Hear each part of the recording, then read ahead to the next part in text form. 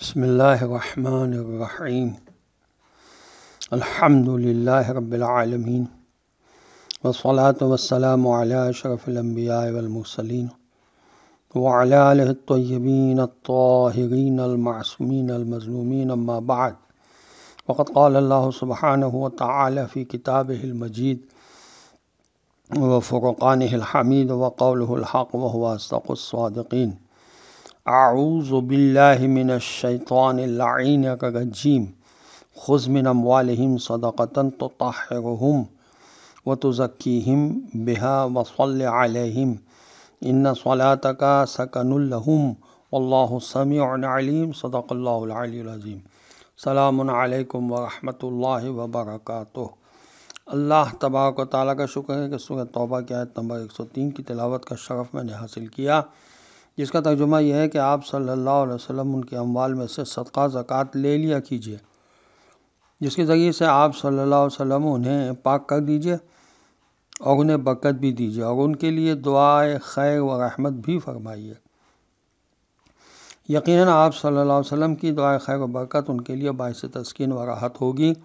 کیونکہ یہ حقیقت ہے کہ اللہ آپ صلی اللہ علیہ وسلم کی دعائیں سننے والا اور آپ صلی اللہ علیہ وسلم کے مرتبے کو خوب جاننے والا ہے۔ تفسیر ماجدی میں اس آیت کے ذیل میں لکھا ہے کہ جب توبہ ہی سے گناہ معاف ہو گئے تو اب صدقے کا کام یہ ہے کہ گناہ کی ظلمت اور نفس پر اثرات کو بالکل ہی ختم کر دے، تاکہ نفس سے آئندہ گناہ صادر ہونے کا امکان کم سے کم رہ جائے۔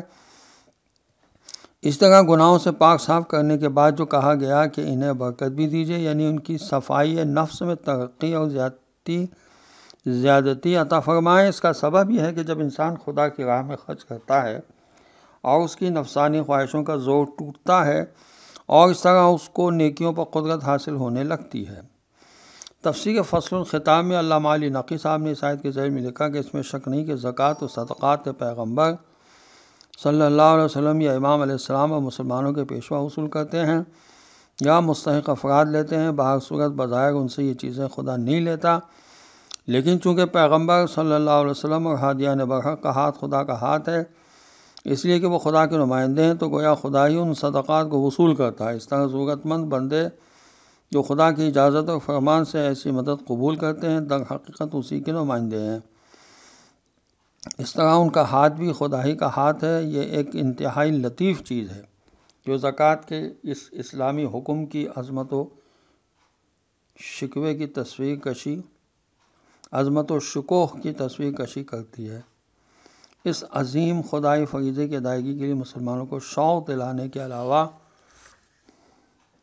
اس سے انہیں خبردار کیا گیا ہے کہ وہ زکوٰۃ و صدقات ادا کرنے میں انتہائی ادب و احترام ملحوظ نظر رکھیں، کیونکہ لینے والا خدا کہیں ایسا نہ ہو کہ کوتاہ فکری سے یہ تصور کر لیا جائے کہ ضرورت مند شخص کی تحقیر و تذلیل میں کوئی حرج نہیں، یا اسے اسی طرح زکوٰۃ دی جائے کہ اس کی شخصیت مجروح ہو، بلکہ اس کے برعکس چاہیے کہ انکساری کے ساتھ اپنی ولی نعمت کے سامنے ادب کے اظہار کے ساتھ زکوٰۃ یا صدقات اس مستحق تک پہنچائی جائے۔ رسول اکرم صلی اللہ علیہ وسلم کا ارشاد ہے، آپ صلی اللہ علیہ وسلم نے فرمایا، یہ مجموع البیان میں ہے کہ صدقہ بلا شبہ حاجت مند کے ہاتھ میں جانے سے پہلے خدا کے ہاتھ میں پہنچتا ہے۔ دوسری حدیث میں امام سید سجاد علیہ السلام سے منقول ہے، یہ تفسیر صافی میں بھی ہے اور تفسیر عیاشی میں بھی ہے کہ بے شک صدقہ بندے کے ہاتھ میں اس وقت تک نہیں پہنچتا جب تک کہ پہلے پروردگار کے ہاتھ میں نہ پہنچ جائے۔ پہلے خدا کے ہاتھ میں جاتا ہے، پھر بندے کے ہاتھ میں آتا ہے۔ یہ تفسیر نمونہ میں لکھا ہوا ہے۔ صلی علیہم، انہیں دعا دو یا ان پر درود بھیجو۔ یہ خطاب اگرچہ رسول اللہ صلی اللہ علیہ وسلم سے ہے، مگر واضح ہے کہ یہ ایک کلی اور عمومی حکم ہے، کیونکہ کلی قانون یہ ہے کہ پیغمبر اکرم صلی اللہ علیہ وسلم اور دوسروں کے لیے اسلام کے احکام فرق نہیں رکھتے، اور احکام کے لحاظ سے پیغمبر صلی اللہ علیہ وسلم کی خصوصیات کو دلیل خاص کا ذریعہ ہونا چاہیے۔ لہذا بیت المال کے ذمہ دار اور نگران ہر زمانے میں زکوٰۃ یا صدقات دینے والوں کو اللہم صلی علیہم کہہ کر دعا دے سکتے ہیں۔ اس کے علاوہ اس بات پر تعجب ہوتا ہے کہ کچھ متعصب افراد آل نبی علیہ الصلوۃ والسلام پر درود و صلوات کی درود و صلوات کو بالکل جائز نہیں سمجھتے، یعنی اگر کوئی کہے اللہم صلی علی علی امیر المومنین، اللہم صلی علی علی امیر المومنین یا صلی علی فاطمہ الزہرا السلام اللہ علیہا، تو اسے ممنوع شمار کرتے ہیں، جو سراسر قرآن کے خلاف ہے۔ وآخر دعوانا الحمد للہ رب العالمین، والسلام علیکم ورحمۃ اللہ وبرکاتہ۔